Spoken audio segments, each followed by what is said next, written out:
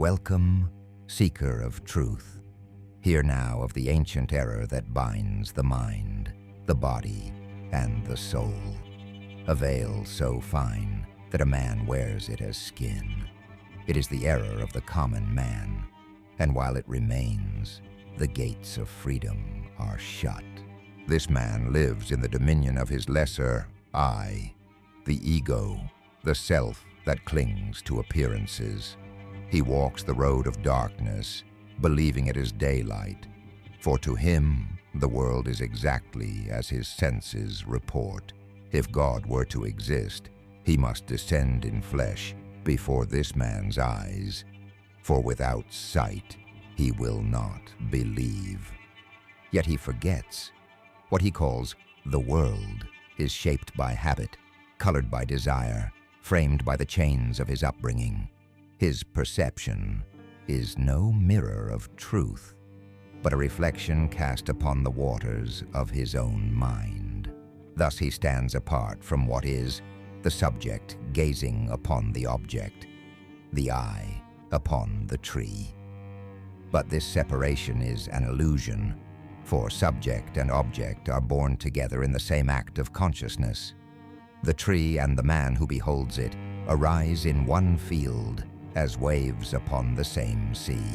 The naive man moves through the realm of knowing as a child moves through a market. Thoughtless, unconscious, surrounded by treasures yet unaware of their worth. Only when he becomes conscious in his thinking, when thoughtfulness replaces the drift of idle impressions, does he awaken from the sin of ignorance. Then he sees what was always before him, not because it has newly appeared, but because the blindness has fallen from his eyes. The world he sees is not the world, but his world. And unless he awakens to this, he will mistake the mask for the face, the reflection for the source. Naive realism fails because it does not see the holy triad, the subject, the object, and the thinking that unites them. The subject is the conscious self. The object is the thing perceived. Thinking is the bridge, the sacred act through which what is within and what is without become one. The senses give only the percept, the raw and unshaped form.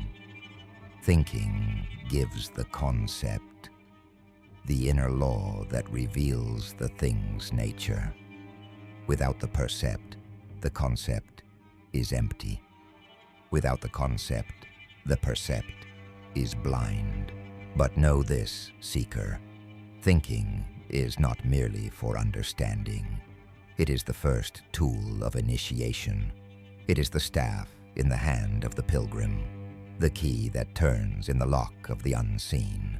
When thought is purified of vanity, freed from prejudice and fear, it becomes a living organ of perception in the spiritual world.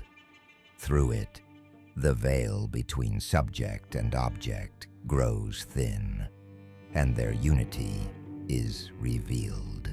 The naive man believes the object stands complete in itself, as though it were wholly given by the senses. In this he dwells in a half-world, mistaking the fragment for the whole. To awaken, he must humble himself before the incompleteness of his sight. He must learn to see not only with the eye, but with the inner light of thought. When he perceives, he must ask, "What stands before me?" What is its essence, its law, its inner meaning? In this union, thought ceases to be a servant of the ego and becomes a bridge to the eternal. The tree is no longer out there, and the self no longer in here. Both arise together in the same field of being. Then the man steps from common to uncommon, from passive spectator to living participant in the mystery of truth. He does not merely see the world, he creates it in knowing. He does not merely walk through life. He weaves it with the thread of consciousness, and in that moment, the illusion of separation dissolves. The self stands revealed, and the soul remembers it is, and has always been, one with all that is.